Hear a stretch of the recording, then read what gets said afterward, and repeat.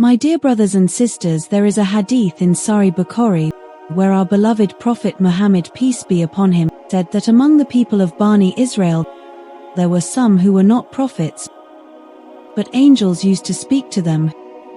Who were these people? They were the top scholars of Bani Israel, people who knew the ancient scriptures and rare books. These were highly devoted worshippers, and one such worshipper had an unusual experience.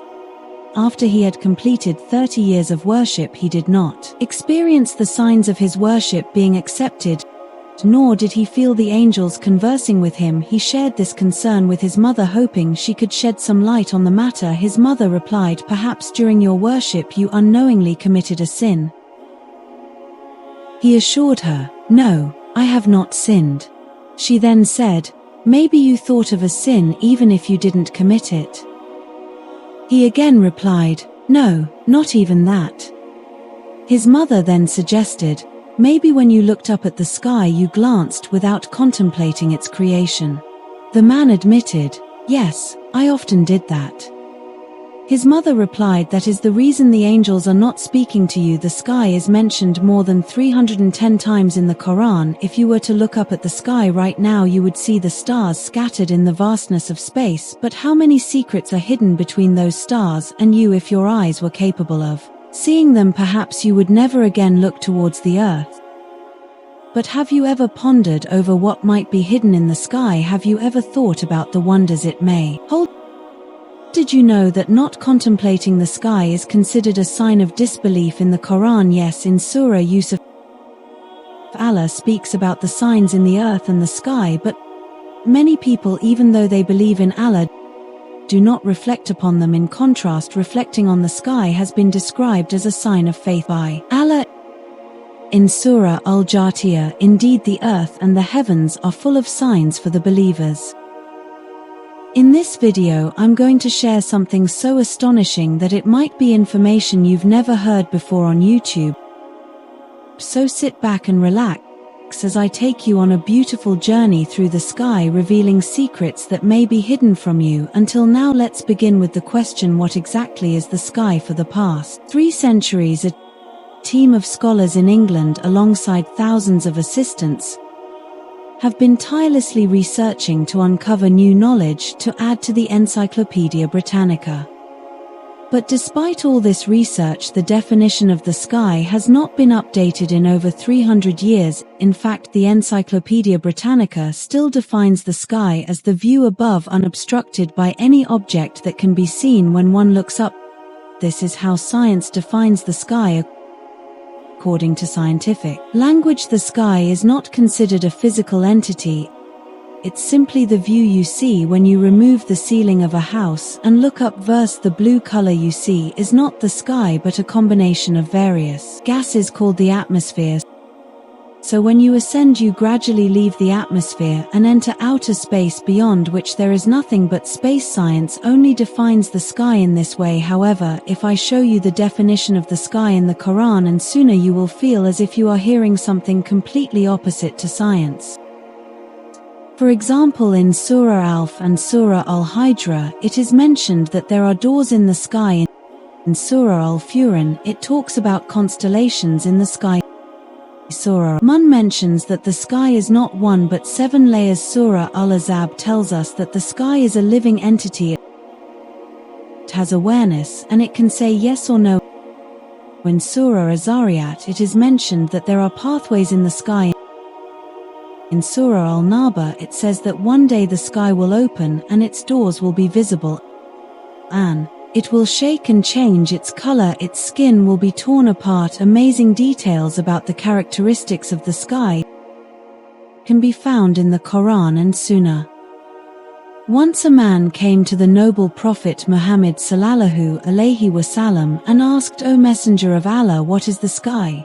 The Prophet replied, "It is a suspended wave." These are some of the most astonishing statements.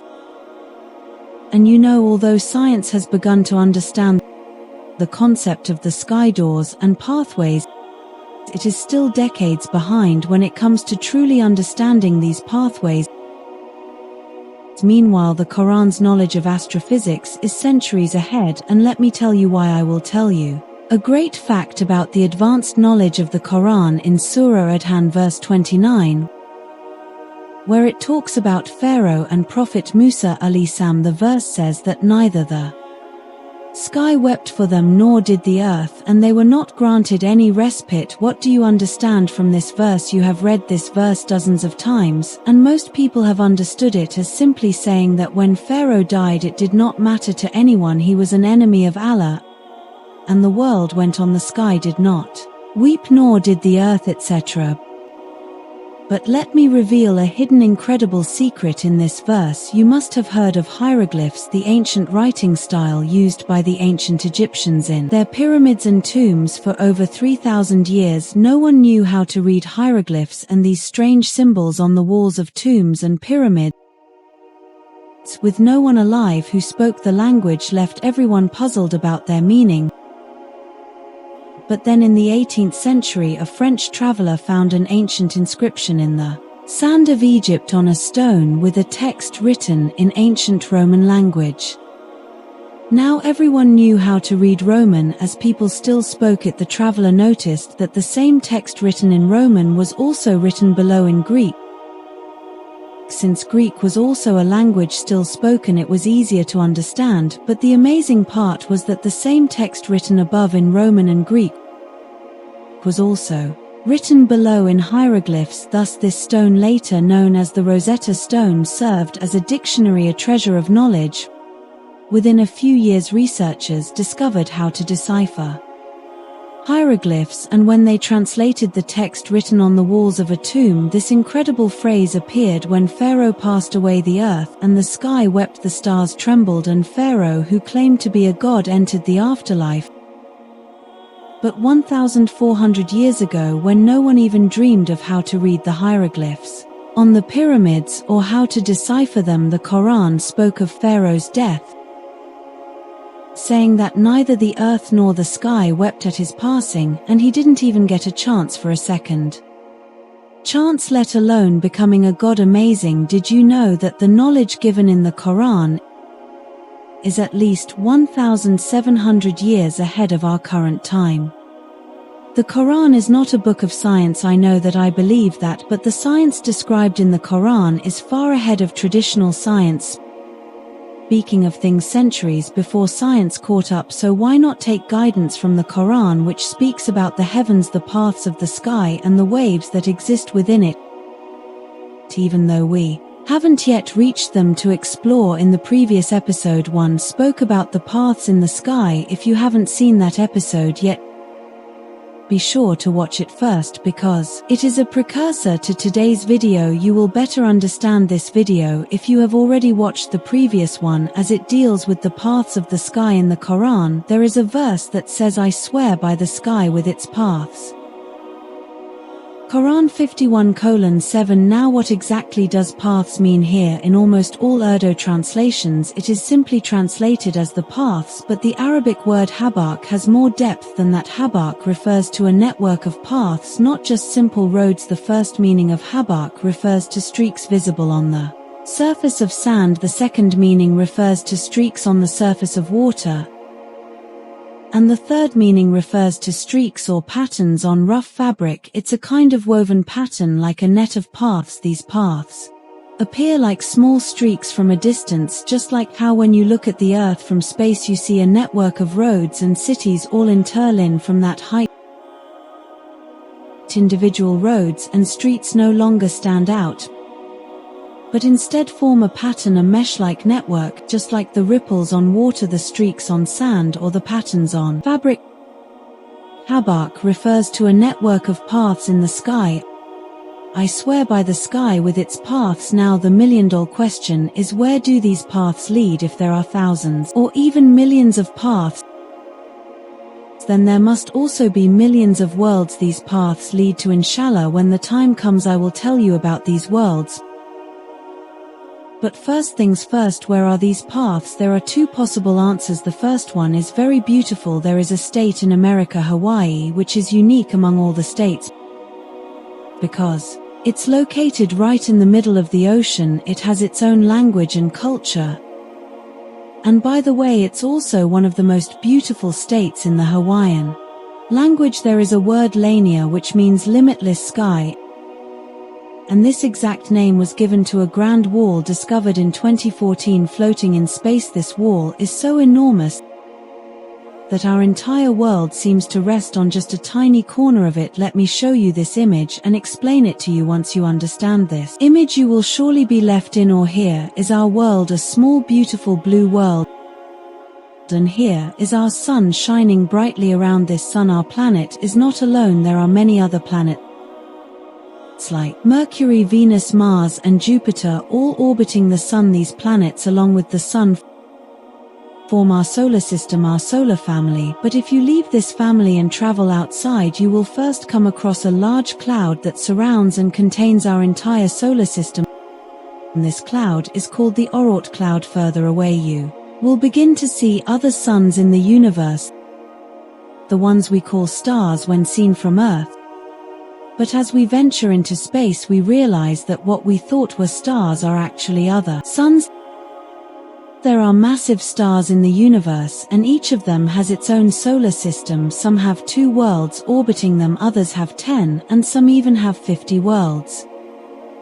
Whether any life exists on these worlds, I will share that with you later, but for now let's move on. When we venture far, far away from our home, we realize that all these stars are part of an even greater network called a galaxy. Our own galaxy is named the Milky Way, and it contains around 400 billion stars like our own, each with its own planetary systems. However, these stars are so far away that their light becomes faint by the time it reaches us. Now, if you're thinking that this is the final stop of our journey, then you're mistaken. The Milky Way is just the beginning. It is a small part of a much larger network known as the local group. This local group consists of about 80 galaxies, some big, some small, each with billions of stars and even more planets.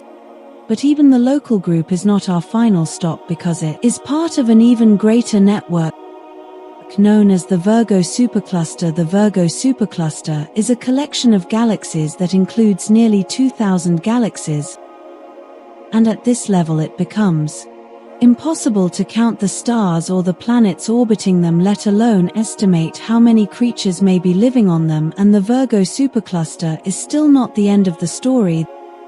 There are approximately 1 million other superclusters in the universe, each containing countless stars and planets, things beyond human comprehension. These superclusters, when combined, form an even greater cosmic structure, a network that resembles the vast web of stars seen from a distance, like how satellites view the pathways of roads on Earth.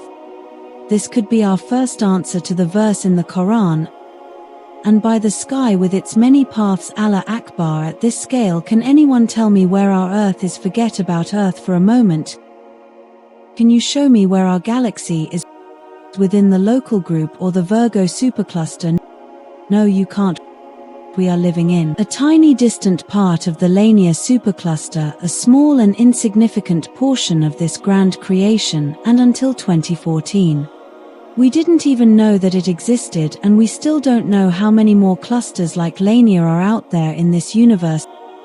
This scale, these levels, are things far beyond human understanding. We are here on a tiny speck of sand in the vast desert of the cosmos, yet we think of ourselves as the center of the universe. This could be the first explanation by the sky, which has pathways. Quran 51:7. Now I want you to hear the second explanation of these pathways. Last month in September, a very strange event took place which I had written a short post about, but there was not much information shared in that post. At that time, a huge project was ongoing in Australia called the SKA project, the Square Kilometre Array. At this very moment, the world's 16 richest countries are collaborating to install the largest telescopes in the world in Australia. But during the installation, this project made an incredible discovery. On the night of September 14, 2024, these telescopes caught an extremely powerful signal. This signal was so powerful that its strength was equal to that produced by 10,000 suns. However, the problem was that this signal lasted less than a second, making it very difficult to determine its origin. To give you an example, imagine hearing just a few milliseconds of notes from a 3 or 4 minute song. What would you understand from that? Virtually nothing. You wouldn't even recognize which song it was, let alone understand the message it was conveying. Nevertheless, when the scientists at KSA processed this radio signal and converted it into an audio signal, it felt like a kind of whistling or melody. The real shocker, however, was that this signal was coming from somewhere very far away, approximately 8 billion light-years away. Now, what does it mean for such a powerful signal to come from such a distant place? In science, there is a term called techno-signature. Let me explain it to you with an easy example. Imagine a small piece of debris suddenly falls from the sky in front of you. Might have no idea what it is, where it came from, or who made it. Could it be a part of a drone, a military aircraft, or a broken piece of a rocket? You wouldn't know much about it, but this piece of debris would still carry a techno-signature, a proof that it was created by some technology, whether ancient or modern. Similarly, this radio-based signal also carries a techno-signature. No one knows who sent it or what kind of technology it was that allowed such a powerful signal to be produced, one that holds the energy of 10,000 suns and can travel 8 billion light-years. Whoever sent this signal to us, they may have been long gone by the time it reached us. It could be that millions of years have passed since they ceased to exist, and all we have now as evidence of their techno-signature is a faint, fleeting whistle lasting only a few milliseconds. These signals and their origins could be from thousands of worlds connected by pathways across the sky, perhaps pathways that were used by Zulqarnain, the figure in Surah Al, who traveled on 3 journeys. These journeys remain a mystery to this day, and the exact locations of his travels are unknown. However, in the past 5 or 6 years, several independent researchers have started discussing that Allah may have granted Zulqarnain the ability to navigate these very pathways. Dr. Abdul Salam, the renowned scientist, mentions these pathways in his research, calling them subab, as described in the Quran. The technical meaning of Saba refers to the rope that ascends. I want to ask you, what could this be? The rope that ascends and leads people to new places, other than the tube-like path in the sky. It is through these paths that Zulqarnain reaches a place where the sun appears to fall into black mud. One clear interpretation of this could be that he traveled through these paths to a world where the sun was falling into a black hole, and then he set out on another path, reaching a new place. What did he find there? The people of that land had dog-like faces, their teeth sharp like those of dogs, and their skin was a deep red color. They were suffering from some kind of cancer. During the day they would enter the waters, and at night they would come out. Zulqarnain saw that in the desert there was a pile of bones glowing under the moonlight, and the people told him that others had come before him. These people had suffered from the heat of the sun because there was no obstacle between them and the sun. When I released the Zulqarnain series, I discussed all of this in great detail. I know many of you had questions about those who left their bones in the sand. Perhaps they were an ancient advanced civilization who knew how to travel through the skies, much like those who sent the signal with the power of 10,000 suns, and then had that signal reach us after billions of light years. Who knows? The ones who generated that signal might have left this place long ago. You may have heard the Hadith, where the Prophet Muhammad said that Allah created him from the best lineage, but have you ever heard the full version of this Hadith? It's worth listening to, and it's narrated in Al-Majma' al-Albani and Imhaqi's Alim. One day we were sitting in the courtyard of the Prophet Muhammad's house discussing amongst ourselves. The Prophet seemed somewhat saddened and hurt by the words of the disbelievers. He stood on the pulpit and gave a long narration saying that Allah created 7 heavens and He chose the highest one for himself as befits his majesty in the other heavens. He created his creatures and things that only he knows. He kept some of his creations and caused others to perish. Then he created 7 earths, and in them he kept some of his creations and caused others to perish. From his creations he chose the children of Adam. This is mentioned in Surah Al-Imran, where it says that Allah selected Adamism from all the worlds, not just from this world but from all worlds. The Hadith continues saying that from the children of Adam, he chose the Arabs. From the Arabs, he selected the people of Muda, and from them he chose the Quraysh. From the Quraysh, he selected the family of Hashim, and from them he chose me. Allah created me with the best lineage. And think about how much important information was given in this hadith, where the Messenger of Allah tells us that Allah has created creatures whose knowledge is known only to him, and there are things created that we know nothing about until now. Many of these creatures might have already vanished thousands of years ago. It is possible that these beings were among those whose bones which were shining in the sand were seen by Zulqarnain. And then there's the verse in the Quran that says Allah chose Adam alayhi from all the worlds. Could it be impossible that the paths leading to these other worlds exist in the skies? Paths that Zulqarnain was given the knowledge to use. These paths may have been known to those whose bones were seen shining in the sand. Who knows, they might have been travelers from another world, and their journey ended with death awaiting them.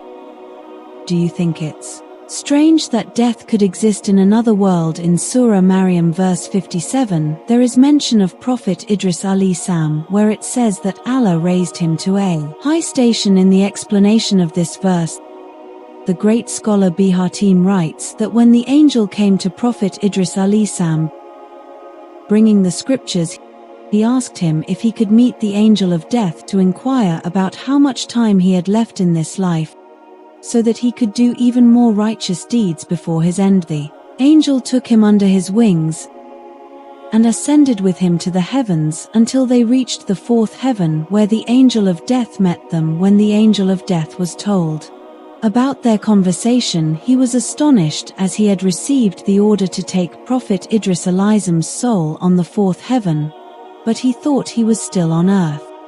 So he took Prophet Idris alayhi salam's soul on the 4th heaven, and after his spirit was taken, the angel looked down to see that Prophet Idris alayhi salam had passed away. Death in another realm, death in another world, death in another universe. This is not so strange. It is quite possible that the people whose bones Zulqarnain saw were travelers who reached their destination using these routes, these paths, through the cosmic network that connects unimaginable worlds. Allah created countless worlds and creatures. Some he allowed to exist and some he wiped out. Who knows how many have existed in these realms, and who may still be alive today in such realms. But one thing is for sure, the paths that lead to these places are most certainly connected with water. Do you remember the hadith from the last episode, where Prophet Muhammad said that above us is a protective sky, and above that is a barrier of waves? And the other hadith I shared earlier, where Prophet Muhammad described the sky as a halted wave. Now we'll discuss this halted wave in the next episode. Inshallah, time has run out for now.